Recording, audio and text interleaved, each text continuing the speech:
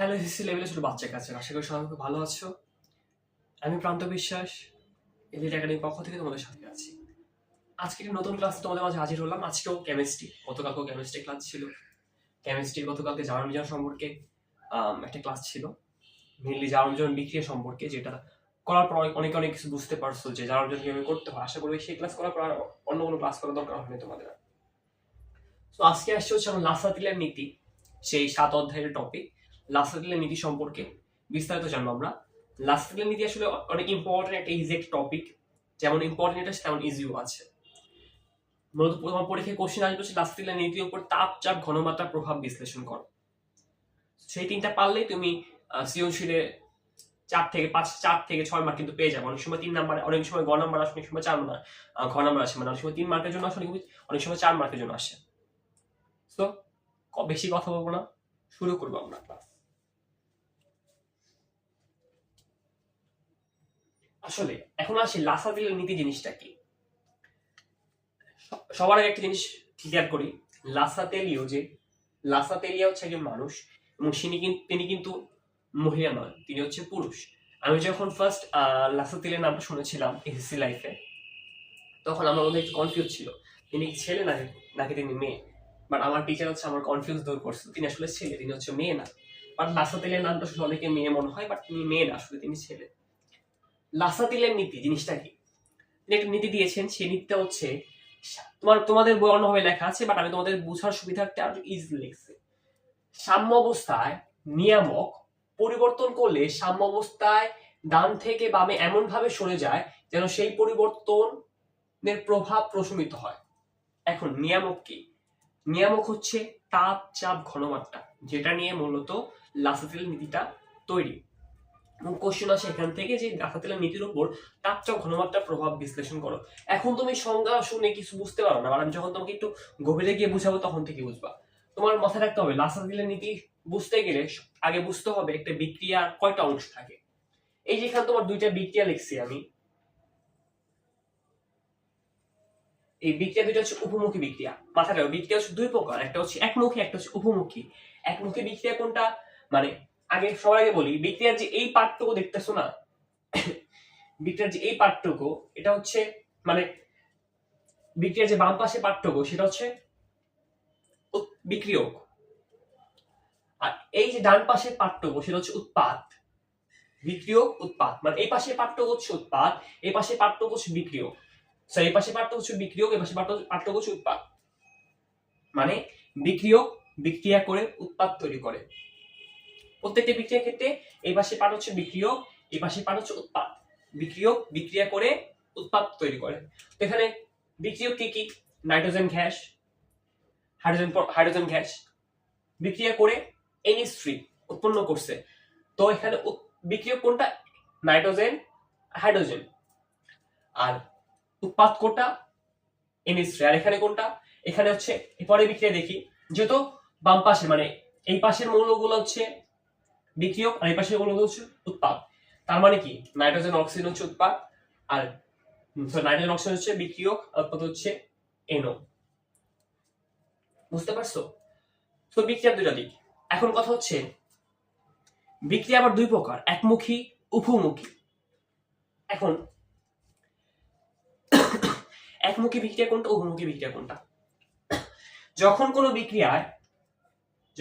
বিক্রিয়ায় শুধু বিক্রিয়ক বিক্রিয়া করে উৎপাদে পরিণত হয়, মানে বিক্রিয়ক থেকে উৎপাদে আসবে, কিন্তু উৎপাদ থেকে বিক্রিয়ক তৈরি হতে পারবে না, তখন সেটা হচ্ছে একমুখী বিক্রিয়া। কি বললাম?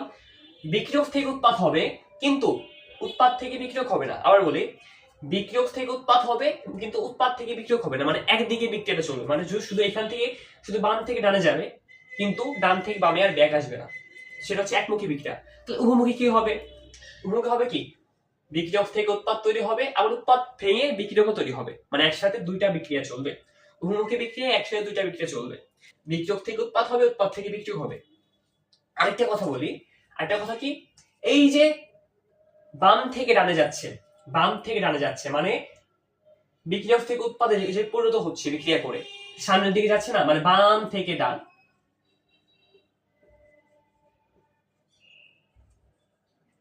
মানে কি, সোজা যাচ্ছে, বাম থেকে ডানে যাচ্ছে, এটা হচ্ছে সম্মুখমুখী বিক্রিয়া।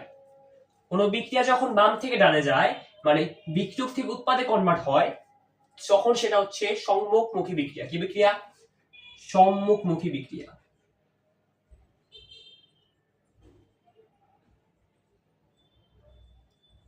অপরদিকে যখন কোনো বিক্রিয়ায় কোনো উৎপাদ মানে কোন উৎপাদ বিক্রিয়কে পরিণত অর্থাৎ ডান থেকে বামে যায়, ডান থেকে বামে যায়, তখন সেটা হচ্ছে পশ্চাৎমুখী বিক্রিয়া। বুঝতে পারছো কি বলছি? আমি আবার বলছি, মূলত বিক্রিয়ার দুইটা পার্ট, একটা এ পাশে বাম পাশেটা হচ্ছে বিক্রিয়ক এবং ডান পাশে হচ্ছে উৎপাদ। এখন বিক্রিয়া আবার দুই প্রকার, একমুখী, উভমুখী। একমুখী বিক্রিয়া কোনগুলা? যেগুলো হচ্ছে শুধু বিক্রিয়ক থেকে উৎপাদ হবে কিন্তু উৎপাদ থেকে বিক্রিয়ক হবে না, শুধু একটা বিক্রিয়া চলবে, সেটা হচ্ছে একমুখী বিক্রিয়া। আর উভমুখী বিক্রিয়া কোনগুলা? যেগুলো হচ্ছে বিক্রিয়ক থেকে উৎপাদ হবে আর উৎপাদ থেকে বিক্রিয়ক হবে। মানে তুমি একজনের কাছ থেকে হচ্ছে ঋণ নিচ্ছ, আবার তাকে ঋণ ফেরত দিচ্ছ, মানে ঋণ নিতে ঋণ ফেরত দিতে হবে, এটা একটা উভমুখী প্রক্রিয়া। মানে তুমি দিচ্ছ আবার তুমি নিচ্ছ, কিন্তু একমুখী ক্ষেত্রে সে শুধু দিচ্ছেই কিন্তু সে নিচ্ছে না, কিন্তু উভমুখী ক্ষেত্রে সে দিবে এবং সে নিবেও। বুঝতে পারছো? এখন আবার বিক্রিয়ার আবার দুইটা দিক, দুইটা বিক্রিয়া আছে। উভমুখী বিক্রিয়ার ক্ষেত্রে দুইটা বিক্রিয়া একসাথে চলতে থাকে। কোন দুইটা বিক্রিয়া? সম্মুখী বিক্রিয়া, পশ্চাৎমুখী বিক্রিয়া। এই যে তোমার বাম থেকে ডানে গেল, মানে বিক্রিয়ক থেকে উৎপাদে পরিণত হলো, সোজা গেল না, বাম থেকে ডানে সোজা গেল না, উল্টা রাস্তা ধরলো না, সোজা রাস্তায় ধরলা, তুমি তো সোজাই হাঁটতেছো, তার মানে কি? সম্মুখী বিক্রিয়া এটা। আর যে উল্টা যে বিক্রিয়াটা হবে, মানে উৎপাদ থেকে বিক্রিয়কে হবে, মানে উৎপাদ থেকে বিক্রিয়কে হবে, সেটা হচ্ছে পশ্চাৎমুখী বিক্রিয়া। মানে এটা উল্টা হচ্ছে, ডান থেকে বামে যাচ্ছে, তুমি আমার দিকে আসতেছো, এটা হচ্ছে পশ্চাৎমুখী। আমি তোমার দিকে যাচ্ছি, এটা হচ্ছে সম্মুখমুখী। বুঝতে পারছো? মাথায় রাখবা, লাসাজিলের নীতি মানে উভমুখী বিক্রিয়া, মানে একসাথে দুইটা বিক্রিয়া চলবে। তাহলে বলতো সম্মুখমুখী বিক্রিয়া কোনটা? এই যে উৎপাদ বিক্রিয়ক থেকে উৎপাদ হচ্ছে, এটা হচ্ছে সম্মুখমুখী বিক্রিয়া। মানে একমুখী বিক্রিয়া শুধু সম্মুখমুখী বিক্রিয়া চলতে থাকে। আর তাহলে উভমুখী কোনটা? উভমুখী বিক্রিয়া দুইটা বিক্রিয়া চলে, কারণ বিক্রিয়ক থেকে উৎপাদে পরিণত হয়, সেটা হচ্ছে সম্মুখমুখী, মানে বাম থেকে ডানে যাচ্ছে। আবার উৎপাদ থেকে বিক্রিয়কে পরিণত হচ্ছে, উল্টা উল্টা বিক্রিয়া হচ্ছে, এটা হচ্ছে পশ্চাৎমুখী। তার মানে উভমুখী বিক্রিয়া একই সঙ্গে সম্মুখমুখী বিক্রিয়া এবং পশ্চাৎমুখী বিক্রিয়া দুইটাই চলতে থাকে। মাথায় রাখবা, তুমি যতবারই হচ্ছে লাসাতিলের নীতি পড়বা, তোমার অবশ্যই উভমুখী বিক্রিয়া নিয়ে কাজ করতে হবে, একমুখী বিক্রিয়া নিয়ে কাজ করলে হবে না। কেন? কারণ তোমার একটা কথা আছে, এটা মুছে নিতে আবার বলতেছি।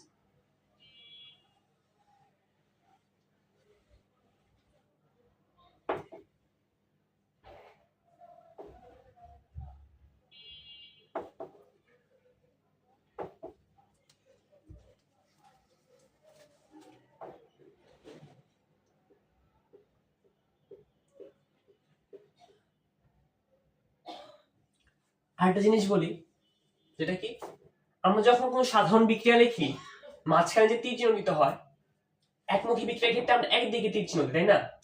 একমুখী বিক্রিয়ার ক্ষেত্রে আমরা একদিকে তীর চিহ্ন দিই, কারণ সেটা শুধু বিক্রিয়ক থেকে উৎপাদ হচ্ছে, কিন্তু মানে সম্মুখী বিক্রিয়া হচ্ছে বা পশ্চাৎমুখী বিক্রিয়া কিন্তু হচ্ছে না, মানে একটা বিক্রিয়া হচ্ছে, এই জন্য শুধু সামনের দিকে যাচ্ছে, সামনের দিকে তীর চিহ্ন দিচ্ছি। কিন্তু যখন উভমুখী বিক্রিয়া লিখবো, আমরা উল্টা দিকে একটা তীর চিহ্ন দিব নিচে, এভাবে লিখতে হবে। মানে মাঝখানে তীর চিহ্নটা এরকম হবে। কেন হবে? একসাথে সম্মুখী বিক্রিয়া চলছে, একসাথে পশ্চাৎমুখী বিক্রিয়া চলছে, আর এটা হচ্ছে রাসায়নিক সাম্য অবস্থা। তোমাকে বললাম না উভমুখী বিক্রিয়া দরকার লাস্টের নীতি করতে, কিন্তু কেন দরকার? কারণ দেখো, লাস্টের নীতি সবার প্রথমে বলা হয়েছে সাম্য অবস্থায়। তোমাকে যদি কেউ রাসায়নিক নীতির সংজ্ঞা ধরে বা পরীক্ষার সংজ্ঞা আসে, তুমি যদি সাম্য অবস্থার কথা উল্লেখ না করো, তুমি মার্ক পাবে না। এখন সাম্য অবস্থা কি সেটা দেখি। একটা বিক্রিয়া যখন শুরু হয়, এই যে একটা বিক্রিয়া, এই বিক্রিয়াটা লিখি,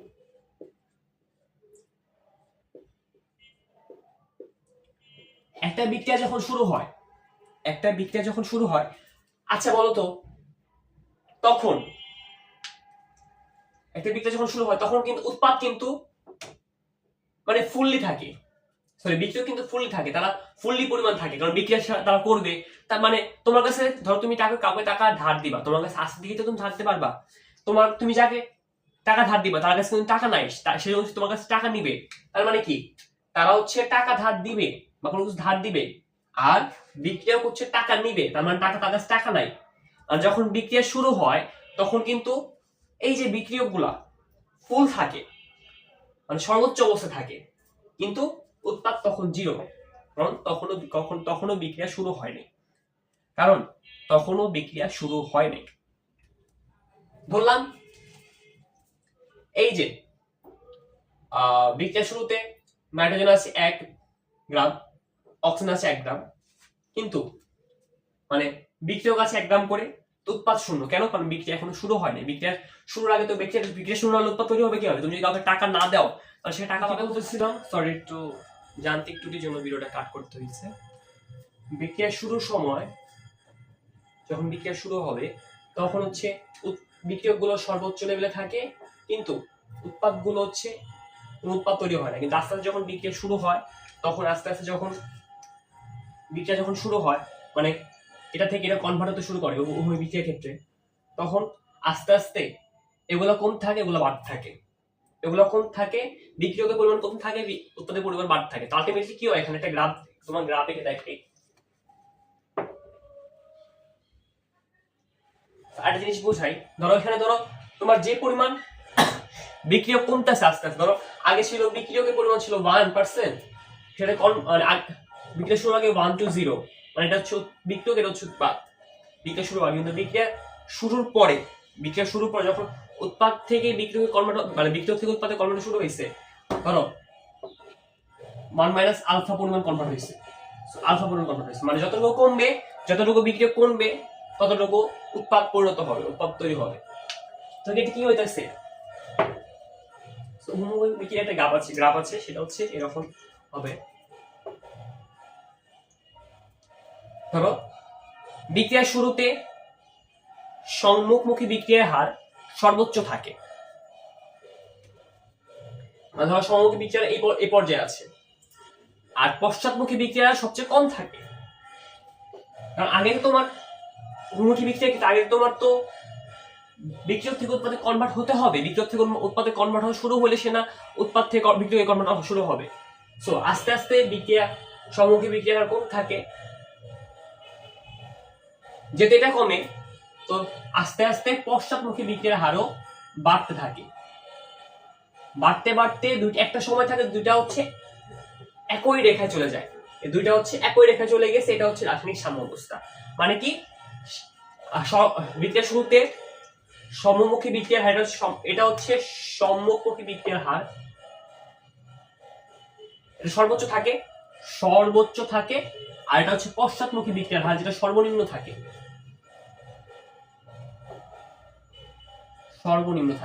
তো এখন এটা বিক্রিয়া যখন শুরু হয় সম্মুখমুখী বিক্রিয়ার আস্তে আস্তে কম থাকে এবং পশ্চাৎমুখী বিক্রিয়ার হার আস্তে আস্তে বাড়তে থাকে। যখন দুইটা ইকুয়ালি হয়ে যায়, বাড়তে কমতে একটা বাড়ে একটা কমতে কমতে যখন ইকুয়ালি একই অবস্থান করে, সেটা হচ্ছে সম্মুখমুখী বিক্রিয়া, এটা হচ্ছে রাসায়নিক সাম্যাবস্থা। এবং রাসায়নিক সাম্যাবস্থায় মূলত সেই লাসা-তেলিয়ার প্রভাবটা বিরাজ করে। এখন আসে লাসা-তেলিয়ার নীতির উপর তাপচাপ ঘনমাত্রার প্রভাব, যেটা মূলত পরীক্ষা আসে তোমাদের।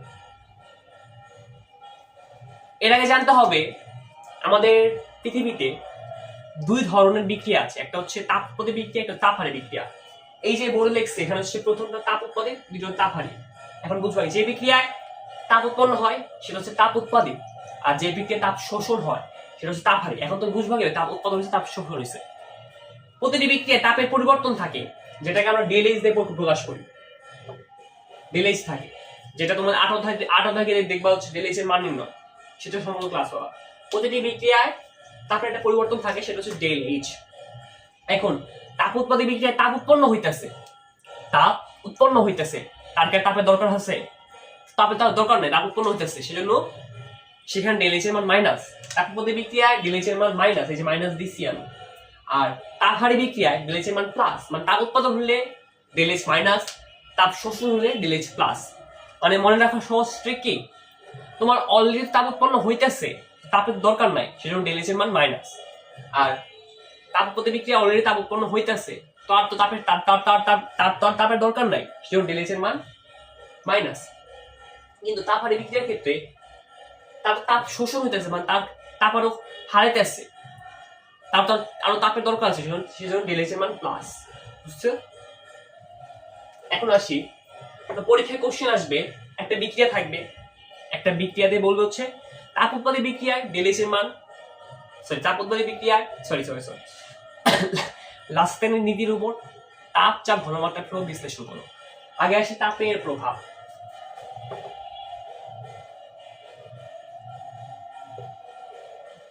ভালো করে মাথায় রাখবা, তাপের প্রভাব, লাস্টেনের নীতির উপর তাপের প্রভাব। যে বিক্রিয়াটা লেখা থাকবে সেটা আগে তুলবা খাতায়, আবার লিখবা হচ্ছে, ধরো এই বিক্রিয়া লেখা আছে, প্রথমটা কি বলতে, এটা হচ্ছে তাপ উৎপাদী বিক্রিয়া বলছিলাম না, তারপর জাস্টিফাই করবে এটা তাপ উৎপাদী বিক্রিয়া। কিভাবে বুঝবা তাপ উৎপাদী বিক্রিয়া না তাপ হারে বিক্রিয়া? কিভাবে বুঝবা? দেখবা ডেলএইচ মান প্লাস না মাইনাস। যদি ডেলএইচ মান মাইনাস হয় তাহলে তাপ উৎপাদী, যদি ডেলএইচ মান প্লাস হয় সেটা হচ্ছে তাপ হারে। তো বুঝার চেষ্টা করো ডেলএইচ মান প্লাস না মাইনাস। তো বুঝার পর যখন তুমি বুঝতে পারবে তাপ উৎপাদী তাপ হারে, ধর সেটা যদি তাপ হারে হয়, ধর সেটা যদি তাপ উৎপাদী হয়, তো লিখবা লাসাতিলার নীতির উপর উক্ত বিক্রিয়ায় তাপের প্রভাব বিদ্যমান। উক্ত বিক্রিয়াটি তাপ উৎপাদী বিক্রিয়া।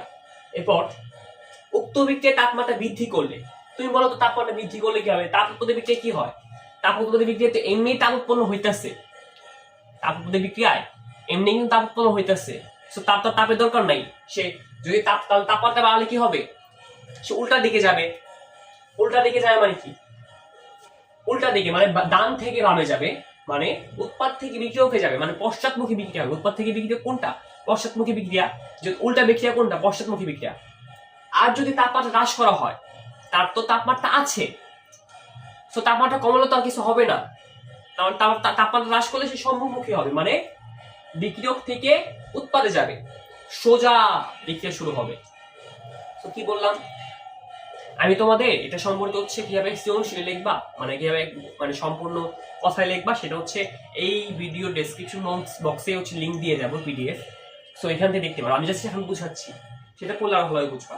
মানে কি তাপ উৎপাদী বিক্রিয়া তো এমনি তাপ উৎপন্ন হইতেছে, তো সেখানে যদি লাস্টেলার নীতি অনুসারে সাম্যাবস্থা তাপ দাও, মানে এই যে এই পর্যায়টা সাম্যাবস্থা, এখানে যদি তাপ দাও তাহলে কি হবে?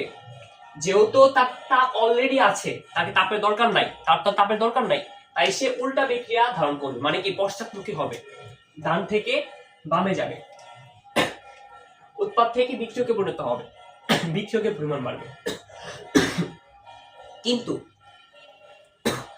তাপ হ্রাস করো, তার তো তাপ আছে, তো তার তাপ হ্রাস করলেও কিছু হবে না, তাই সে সামনের দিকে যাবে, মানে সম্মুখে বিক্রিয়ার হার বাড়বে, সম্মুখ দিকে যাবে। এবং তাপ হারের ক্ষেত্রে তার ঠিক উল্টাটা হবে। কি হবে?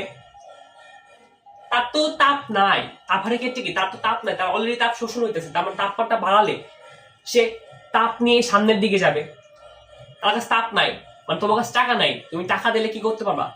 তুমি টাকা দিলে সে তুমি সামনের দিকে যেতে পারবা, তাই না? কিছু কিনতে পারবা। তো সেরকম তাপ হারের ক্ষেত্রে তার তো তাপ নাই, সেই জন্য সে লাস্টেলার নীতি অনুসারে সাম্যাবস্থা তাপ দিলে সে সামনের দিকে যাবে, অর্থাৎ উৎপাদ থেকে বিক্রিয়ক হবে, সম্মুখী বিক্রিয়ার হার বাড়বে। উৎপাদ থেকে বিক্রিয়ক মানে বাম থেকে ডানে যাবে, সম্মুখী বিক্রিয়ার হার বাড়বে। তার মানে তাপমাত্রা হ্রাস করলে কি হবে? তার উল্টাটা হবে, পশ্চাৎমুখী বিক্রিয়ার হার বাড়বে। কারণ তার তো তাপ অলরেডি নাই, তাকে যদি আরো তাপ হারায় দাও, তাকে যদি আরো তাপ হ্রাস করো তার মধ্যে, তাহলে সে উল্টা রাস্তায় ধরবে। তোমার কাছে অলরেডি টাকা নাই, তার মধ্যে তোমার কাছে টাকা আমি ধার নেই, আর তোমার কাছে টাকা তো নাই, তোমার কাছে টাকা নিবো কিভাবে আমি? তো তুমি টাকা দিতে পারবে না, উল্টা রাস্তা ধরবা। তো সেটাই বোঝাচ্ছি। তাপের প্রভাব শেষ, এখন আসি চাপের প্রভাব। বাট পরীক্ষায় তাপের প্রভাবটা বেশি আসে, সমস্যা না, আমি হ্যান্ড রাইটিং দিয়ে দেবো, হ্যান্ড নোট দিয়ে দিব, হচ্ছে তোমার এই গ্রুপের এই ভিডিও ডেসক্রিপশন বক্সে হ্যান্ড নোট দিয়ে দিব, যেভাবে কিভাবে লিখবা পরীক্ষাটা ইজিলি। চাপের প্রভাব,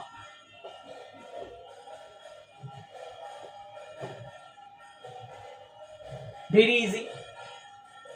তোমার দেখতে হবে বিক্রিয়াটাকে সাম্যাবস্থা আছে নাকি, মানে যে পরিমাণ পদ আছে সে পরিমাণ বিক্রিয়ক আছে নাকি।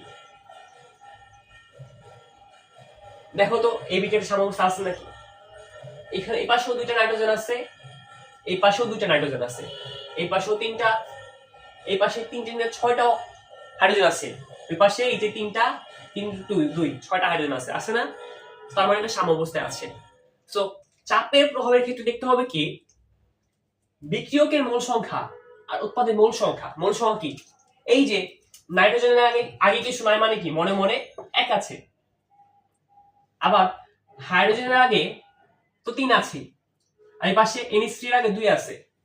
সো যখন তুমি চাপের প্রভাব বের করবা তখন তোমার এগুলো যোগ করতে হয় মোল সংখ্যা। মানে ধরো এই বিক্রিয়াটা তুমি চাপের প্রভাব বের করবা, তখন তোমার আগে দেখতে হবে বিক্রিয়কের মোল সংখ্যা বেশি না উৎপাদের মোল সংখ্যা বেশি।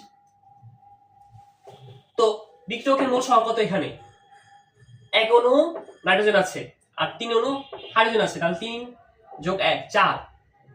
এটা হচ্ছে কার? এটা হচ্ছে বিক্রিয়কের।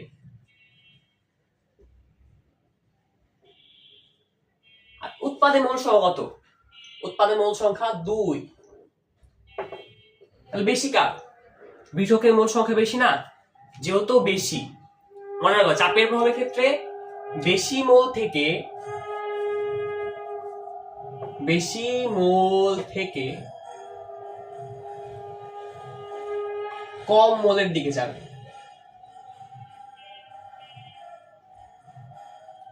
যেহেতু এখানে উৎপাদের মোল সংখ্যা বেশি, যেহেতু এখানে বিক্রিয়কের মোল সংখ্যা বেশি উৎপাদের মোল সংখ্যা কম, তাই যদি চাপ বাড়াও তাহলে হচ্ছে মানে সমতা করতে হবে। কথা হচ্ছে সমতা করতে হবে, তার মানে কি তোমার কাছে বেশি আছে, আমার কাছে, তোমার কাছে 4টা আপেল আছে, আমার কাছে 2টা আপেল আছে, সমতা করবো কি হবে? তোমার কাছ থেকে নেব আমি, আমার কাছে তুমি নিবা, তোমার কাছে নেব আমি, তাহলে আবার সমতা হবে। তোমার বেশি আছে তাই তুমি আমাকে দিতে পারতেছো, বাট আমার কম আছে দেখেন তোমার দিতে পারতেছি না। তো সেভাবে বুঝো, মানে যেহেতু উৎপাদের মোল সংখ্যা বেশি, যেহেতু বিক্রিয়কের মোল সংখ্যা বেশি 4 মোল আর এটা 2 মোল, তার মানে কি যদি চাপ বাড়াও তাহলে বেশি থেকে কমের দিকে যাবে, বেশি থেকে কমের দিকে সাম্যাবস্থা ধারণ করবে। আর যদি চাপ কমাও কম থেকে বেশির দিকে যাবে, মানে বাড়ালে বেশি থেকে কম, আর যদি চাপ কমাও তাহলে কম থেকে বেশি।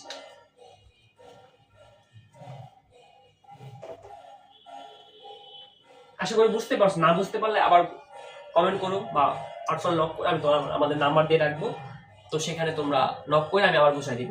আর লাস্ট ওয়ান ঘনমাত্রার প্রভাব। ঘনমাত্রার প্রভাব এটা সবচেয়ে ইজি, বাট এটা অনেকে মনে থাকে না, আসলে ইজি, সবচেয়ে ইজি এটা। ঘনমাত্রার প্রভাব, কোন বিক্রিয়ায় যদি ঘনমাত্রা বাড়াও তাহলে সবচেয়ে সোজা এটা সম্মুখমুখী হবে, মানে বিক্রিয়ক থেকে উৎপাদে যাবে। আর যদি ঘনমাত্রা কমাও তাহলে উৎপাদ থেকে বিক্রিয় যাবে, মানে ঘনমাত্রা বাড়ালে এই পাশ থেকে ডান থেকে বামে যাবে, মানে সোজা বিক্রিয়া হবে, সম্মুখমুখী বিক্রিয়া হবে। আর যদি ঘনমাত্রা কমাও তাহলে পশ্চাৎমুখী, মানে উল্টা বিক্রিয়া হবে। তো এই ছিল হচ্ছে লাফাতিলের নীতির প্রভাব। আশা করি সবাই বুঝতে পারছো। আর যারা বুঝতে পারো নাই তারা আমাকে পার্সোনাল নক করে, দয়া করে আমি তোমাদের পার্সোনালি বুঝাই দিব। আর তোমরা কিভাবে গভতে অ্যান্সার করবা, তো সেটার নমুনা কোশ্চেন বা নমুনা অ্যান্সার আমি এই ভিডিও ডেসক্রিপশন বক্সে দিয়ে রাখবো, সেখানে সবাই দেখে নিবা। আর যদি কেউ আমাদের এলিট একাডেমি পার্সোনাল গ্রুপে অ্যাড হতে চাও, মানে আমাদের এলিট একাডেমিতে যতগুলো সাজেশন তৈরি করা হয় সম্পূর্ণ সাজেশন গুলো সেখানে পাবলিশ করা হয়, কেউ যদি অ্যাড হতে চাও অবশ্যই আমাকে নক করবা। আমার হোয়াটসঅ্যাপ নাম্বার, পার্সোনাল নাম্বার সবকিছু হচ্ছে তোমার ডেসক্রিপশনে দেওয়া থাকবে। সো আজকের ক্লাস এই পর্যন্তই, অন্য কোনদিন দেখা হবে নতুন কোনো ক্লাস নিয়ে। সবাইকে ধন্যবাদ।